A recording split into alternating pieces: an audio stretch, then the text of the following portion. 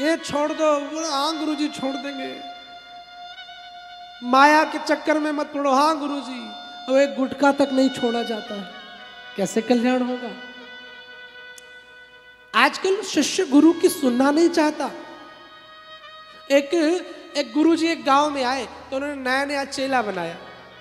तो चेला जब दीक्षा ले लिया तो चेले से कहा, भाई चेला कुछ पूछ लो हमसे, जो पूछना हो। तो चेले ने कहा, मुझे सब तो मालूम है, क्या पूछूं? अरे बोले कुछ पूछ लो, गुरुजी की लाज रख लो कि चेला ने कुछ पूछा। तो कहा कि अच्छा बताओ। तो गुरुजी ने रामायण सुनाई। चेले ने कहा नहीं, कुछ ऊंची बात बताओ, ऊंची। तो गुरुजी ने भागवत सुनाई। अरे बोले ये तो मालूम है, कुछ और ऊंची बताओ। तो गुरुजी ने कहा गीता सुनाऊं? गीता? हाँ गीता सुनाओ। तो गुरुजी ने श्लोक गाया, सर्वोपनिषदो गाओ दोग्धा गोपाल नंदना। सभी उपनिषद गाए हैं। दोहने वाले कृष्ण हैं, बछड़े अर्जुन हैं, दोग्धा गोपाल। तो जब पूरा श्लोक आ गया तो गुरुजी ने चेले से पूछा कि कुछ समझ ना आया हो तो पूछ लो। उसने कहा वैसे तो सब समझ में आ गया, पर एक चीज चलो पूछ ही लेता हूं। गुरुजी ये बताओ, आप बार बार कह रहे थे दो गधा दो गधा, ये दो गधा कौन है? गुरुजी ने कहा जय हो, एक तुम और दूसरे हम। राम कथा पूरी हो गई। अब अभी तक कह रहा था ऊंची बात बताओ। ऐसे ये कलयुग के चेले, खतरनाक चेले, पूछो मत महाराज। गुरुजी भी ऐसे चेले बना के चिंता में पड़ जाते हैं। एक ने तो हमसे ही दीक्षा ली और हमसे बोला, हमने कहा लाला ने कि ये गलत संगति छोड़ दे, ये सब नशा छोड़ दे। अरे गुरुजी आप भी 4 दिन की जिंदगी है, फिर तो मरना ही है। मैंने कहा जय हो। एक जगह एक गुरुजी एक चेला जा रहे थे तो एक समुद्र आया। तो समुद्र में एक बोर्ड लगा था कि डूबने वाले को जो बचाएगा उसे 500 रुपया मिलेगा। तो गुरुजी ने कहा चेला एक काम करो, अपने पास पैसों की कमी है, एक लोग डूबने की एक्टिंग करो और एक लोग मरने की एक्टिंग करो, 500 रुपया बनेगा। तो कौन डूबे? चेले से कहा तुम डूबो। तो चेले ने कहा गुरुदेव आप तो संसार सागर से डूबते हुए भक्तों को हमेशा ही बचाते हैं, आज मुझे बचाने का अवसर दो। चतुर चेला फर्रुखाबाद फर्रुखाबाद से जुड़ा होगा। उसने गुरुजी आज मुझे बचाने का। गुरुजी ने कहा ठीक है, चेले पर भरोसा था और गुरुजी अंदर चले गए। चेला बोला और अंदर जाओ, ऐसे विश्वास नहीं करेंगे। गुरुजी यहां तक गए।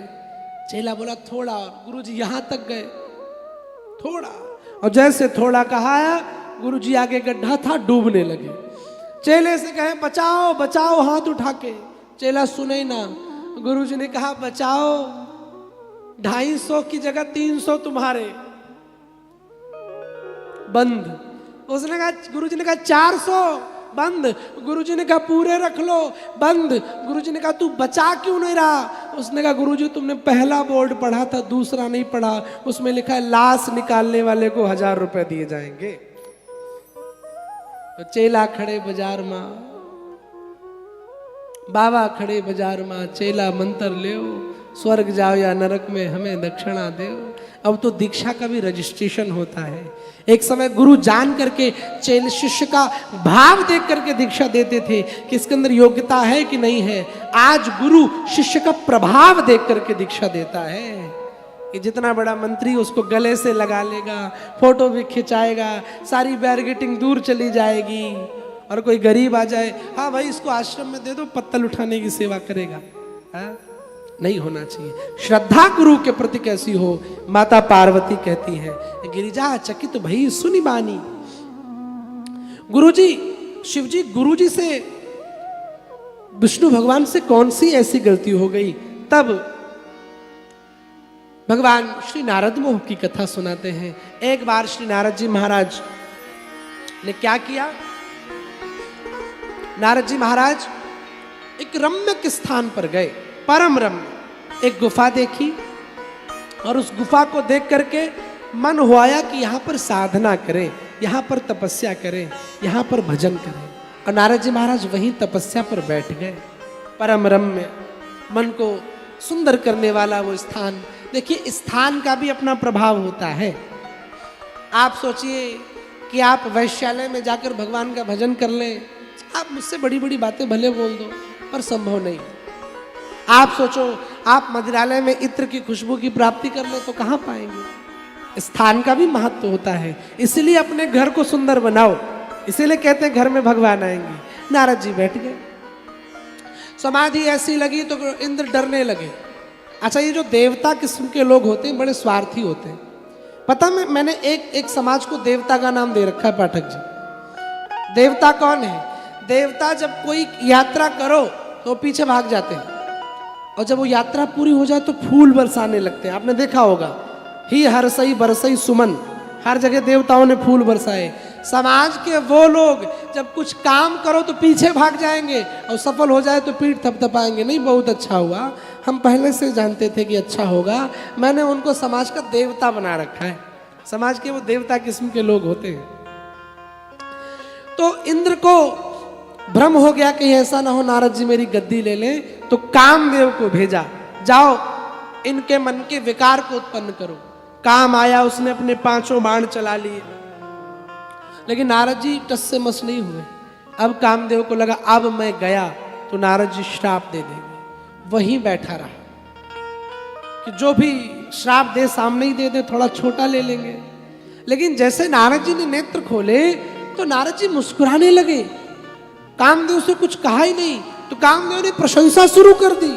जय हो नारद जी, आपसे बड़ा कोई है ही नहीं पृथ्वी पर। नारद जी बोले कैसे?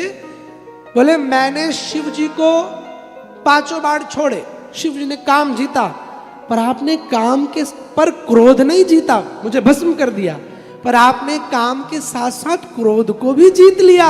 अब आपसे बड़ा ज्ञानी कोई है ही नहीं। अब नारद जी थोड़ा घड़ी संभाले, अच्छा मैं ऐसा हूं, और घमंड आ गया नारद जी में। सतयुग में 4 अक्षर का राक्षस था हिरण्याक्ष, त्रेता में 3 अक्षर का राक्षस रावण, द्वापर में 2 अक्षर का राक्षस कंस, और कलयुग में 1 अक्षर का राक्षस है। कौन है? मैं, जिसके अंदर अहंकार आ गया। अहंकार जिसने किया मिट गए उनके वंश, तीनों कुल तुम जान लो, रावण दुर्योधन कंस। आप तीनों मिटे।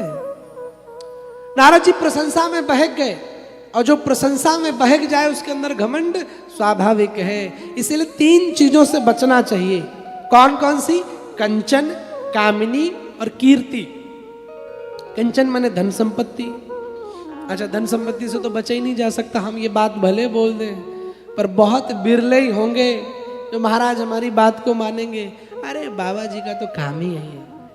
कंचन, कामिनी, कामिनी से भी बचो, और कंचन कामिनी से भी ज्यादा खतरनाक है कीर्ति, प्रशंसा। भगवान के भक्त ज्यादा अपनी प्रशंसा नहीं सुनते। भगवान के भक्तों को ज्यादा अपनी प्रशंसा नहीं सुननी चाहिए।